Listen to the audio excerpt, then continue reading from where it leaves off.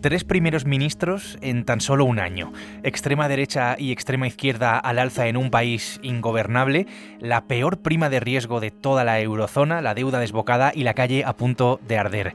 Bueno, pues esta es la espiral en la que se encuentra ahora mismo Francia, un caos político, económico y social que tiene estas claves.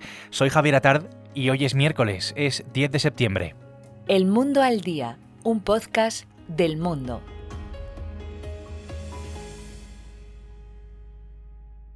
Un matiz. He dicho 3 primeros ministros en un año, que van a ser 4 porque Emmanuel Macron, el presidente de la República Francesa, ha nombrado en las últimas horas a Sébastien Lecornu. Thomas Després a le nom du nouveau Premier ministre. Oui, ce sera Sébastien Lecornu. Emmanuel Macron a donc choisi le ministre. Carlos Fresneda es el corresponsal del Mundo en París. Hola, Carlos, ¿qué tal? Hola, ¿qué tal?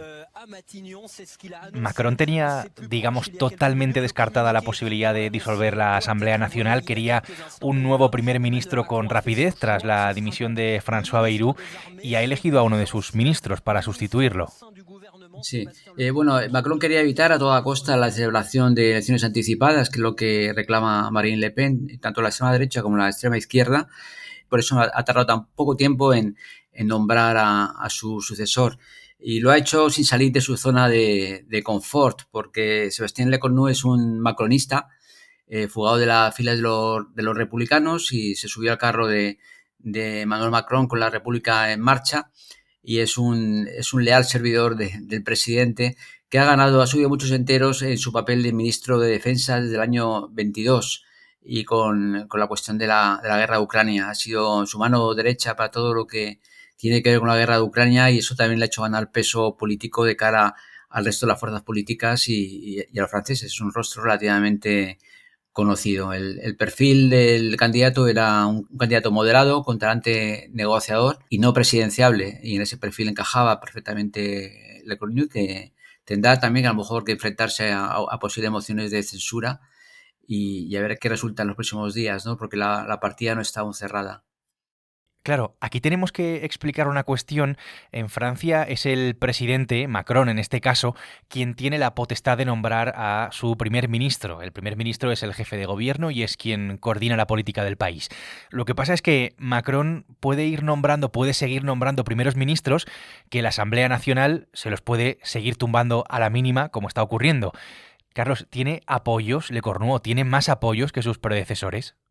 La gran incógnita está ahora mismo en el Partido Socialista. De hecho, se había barajado la posibilidad de que el primer ministro fuera socialista y que se ensanchara la coalición de centro-derecha por la izquierda, pero esa no ha sido al final la opción de Macron, y veremos a ver cómo reacciona el Partido Socialista, que es al final quien tendrá la llave en el caso de que se presente alguna moción de censura contra el nuevo primer ministro. De hecho, Marine Le Pen, de Agrupación Nacional, ya anunció de antemano que ya presentaría una moción de censura, fuera quien fuera.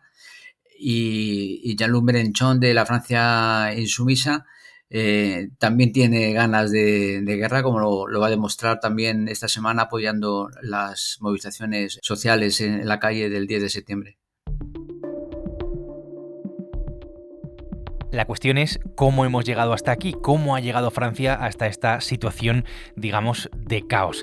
Esta semana han pasado muchas cosas. La primera es la dimisión del hasta ahora primer ministro François Bayrou. Dimisión tras perder una moción de confianza en la Asamblea. Pour l'aprobation, 194, contre 364. L'Assemblée nationale n'a pas approuvé la déclaration de politique générale. Bayrou, por incidir en esto, ha estado en el cargo apenas 9 meses, con lo cual más madera para toda la inestabilidad política crónica que vive Francia en los últimos tiempos.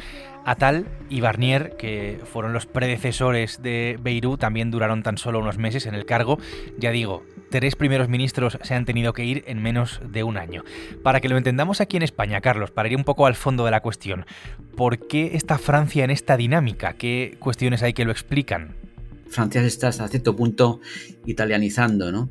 Todo ha entrado en una espiral en el ocaso del mandato de Emmanuel Macron, que cometió el gran error político de convocar unas elecciones anticipadas en julio del 2024, de la que resultó un parlamento absolutamente ingobernable, dividido en tres facciones: la extrema derecha de Marine Le Pen, la extrema izquierda de Mélenchon y el bloque de centro, que era el que le sostenía y el que tenía mayoría absoluta, que perdió al momento de convocar esas elecciones anticipadas.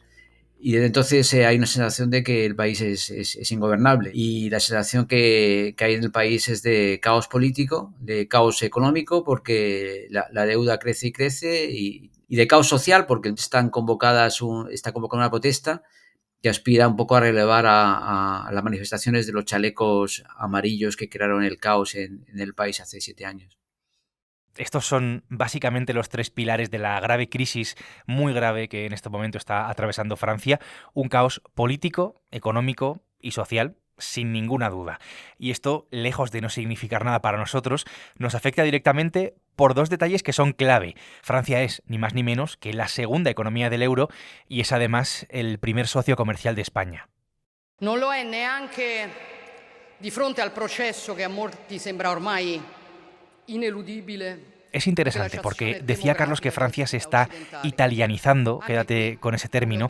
Italia, un país tradicionalmente muy inestable, con elecciones constantes, con primeros ministros uno detrás de otro que van cayendo, con una deuda enorme. Además, ahora, por lo menos en lo político, Italia está mucho más estable, digámoslo así. Giorgia Meloni lleva 3 años en el cargo y a Francia se le está poniendo cara de Italia, porque no solo vive Francia una crisis política que es gravísima, sino también económica. Esto es muy importante. La deuda francesa es inmensa, el gasto público se ha descontrolado muchísimo en los últimos años, estaba siendo además el caballo de batalla de Bayrou, y la prima de riesgo, que para que nos entendamos marca la confianza de los inversores en la economía de un país, la prima de riesgo de Francia se ha disparado por delante incluso, Carlos, de la de Italia.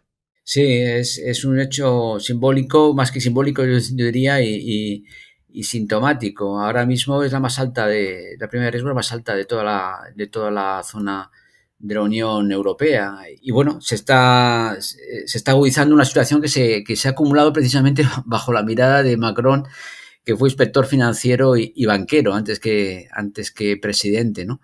Es una bola de nieve que ha seguido creciendo bajo su mandato, y que de pronto ha estallado. No es algo nuevo, pero es algo que es urgente acometer, y que es lo que intentó solucionar o por lo menos paliar François Bayrou con su presupuesto de urgencia. Esto de la prima de riesgo es algo mucho más que simbólico, Carlos. Los analistas, y esto te lo leí en las crónicas en las últimas horas, hablan del sorpaso de la vergüenza, utilizan esos términos. Sí, se llevaba ya especulando con él a lo largo del verano que esto iba a pasar tarde o temprano, y hemos visto que no ha tardado en suceder, y es algo realmente novedoso. O sea, de hecho, bueno, Francia siempre ha estado en la cola de la Unión Europea en el tema del control del déficit, y con un 5,4%, cuando el límite europeo estaba fijado en el 3%, pero ha heredado de Italia de alguna manera este desdén por el déficit que ha disparado también las alarmas en la Unión Europea, y que puede tener unas consecuencias como tuvo en su día la bancarrota de Grecia. De hecho, Bayrou en julio ya hundió el fantasma de la bancarrota de Grecia, en el momento de alertar a los franceses de que algo grave puede pasar.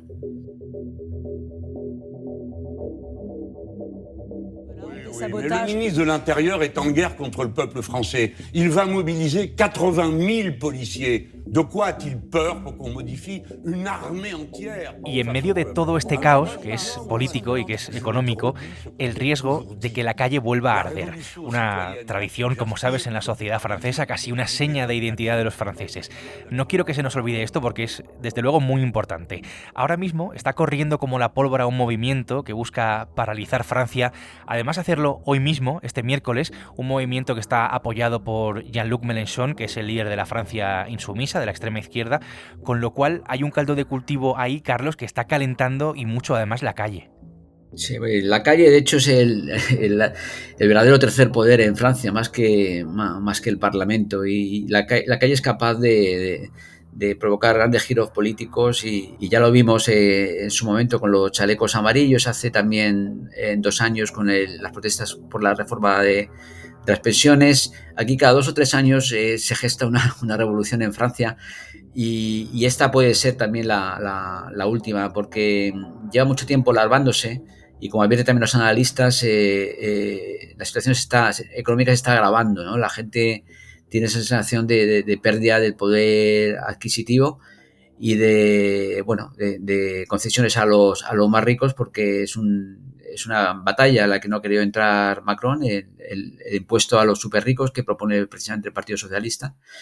Y hay una sensación de malestar general que está explotando también la Francia insumisa de Mélenchon, que por cierto ha apoyado las protestas y las acciones de bloqueo, de más de 150 acciones de bloqueo. Es un movimiento así llamado movimiento 10 de septiembre o bloqueemos todo, que ha ido tomando fuerza durante el verano y que veremos si da o no da de sí. El hecho de que hayan ya desplazado a 80.000 policías por orden del ministro de Interior da una idea de que esto puede ser bastante grave. Y luego ya el 18 de septiembre hay una huelga general convocada por todos los sindicatos. O sea que entramos en una semana en la que realmente puede volver a arder París, como señala mi gran amigo Iñaki Gil, antiguo corresponsal del Mundo, en un magnífico libro que recomiendo a todos. También para entender cómo es Francia y lo que está pasando. Que no diré que me sorprenda, porque es que ya lo adelantamos aquí, Carlos, antes del verano, porque esa es la realidad y eso es lo que está pasando en Francia ahora mismo. Carlos, hablamos pronto. Muchas gracias. Gracias a vosotros. Desde París, Carlos Fresneda ha hecho posible este episodio del Mundo al Día, un podcast que puedes escuchar todos los días en la web del Mundo, en elmundo.es, en las principales plataformas de audio en las que tienes la opción de suscribirte y también a través de la radio digital.